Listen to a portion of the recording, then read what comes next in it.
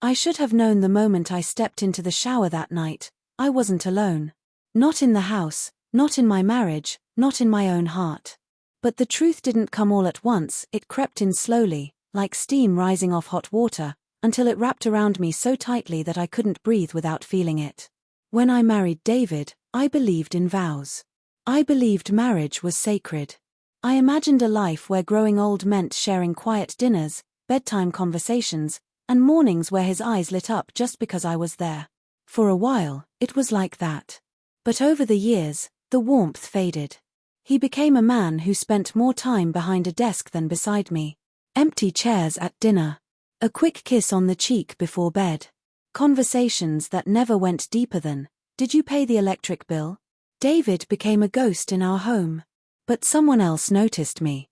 His son. Ethan had just turned 18. He wasn't a boy anymore, not with his sharp jawline, broad shoulders, and a confidence that filled the room without a single word. At first, I told myself I was imagining things, the way his gaze lingered on me just a moment too long, the almost imperceptible smirk when he caught me looking back. But the air between us began to shift. It thickened, charged, humming with something unspoken. It started small. A hand grazing the small of my back as he reached past me for a glass. The way he'd stretch in the living room, his t-shirt lifting just enough to reveal a line of skin. Moments I should have ignored, but didn't. One night, David was at the office again, working late, as always. I was in the kitchen scrubbing a wine stain from the counter like it held the answers to my loneliness. The sound of the shower cut off down the hall.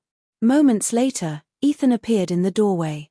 His damp hair curled at his temples, water dripping down the strong line of his collarbone. A towel clung low around his hips. "You're still up," he said. Not a question. An observation. My fingers clenched around the sponge. Couldn't sleep. He stepped closer, and with him came the scent of his soap, something woodsy, expensive, foreign to me in a house that had grown stale. "Dad working late again?"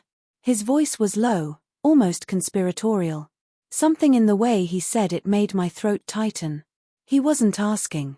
He was confirming what we both knew, that I was invisible to the man I had married. Ethan reached for the sponge, his fingers brushing mine. I should have pulled back, but I didn't. "Let me help," he murmured. He leaned in, his chest grazing my shoulder as he rinsed the sponge beneath the faucet. My breath caught in my throat. The sound of water hitting steel filled the silence. And then, his lips grazed the nape of my neck. I should have pushed him away. Should have screamed, slapped him, anything. Instead, I froze. "Tell me to stop," he whispered. But when I turned to face him, his eyes weren't uncertain. They were steady, hungry. And mine didn't look away. The sponge slipped from my hand and hit the floor with a wet slap.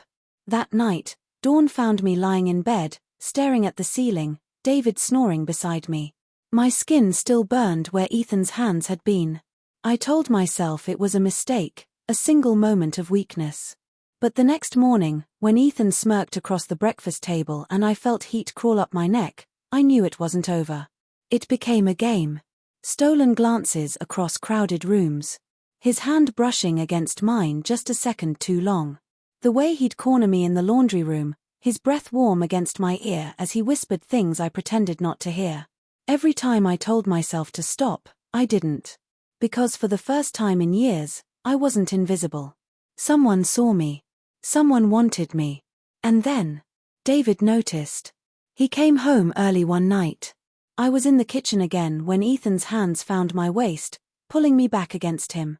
I didn't hear the door open. I only heard the sound of glass shattering behind us when David dropped his briefcase. The look on his face wasn't anger at first, it was devastation. A pain so raw it cut through the silence like a knife.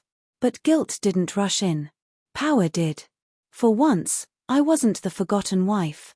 For once, I was the center of someone's world, even if it wasn't the man I promised forever to. Now, weeks later, I sit at Ethan's graduation party. The backyard buzzes with laughter, champagne glasses clinking, David avoiding my eyes like I'm a stranger in my own home. Across the yard, Ethan stands surrounded by his friends, confident, untouchable. Our gazes lock, and he licks his lips, slow and deliberate, just for me. I lift my glass, take a sip, and smile. Because some lines, once crossed, can never be uncrossed. And the truth is, I don't want them to be.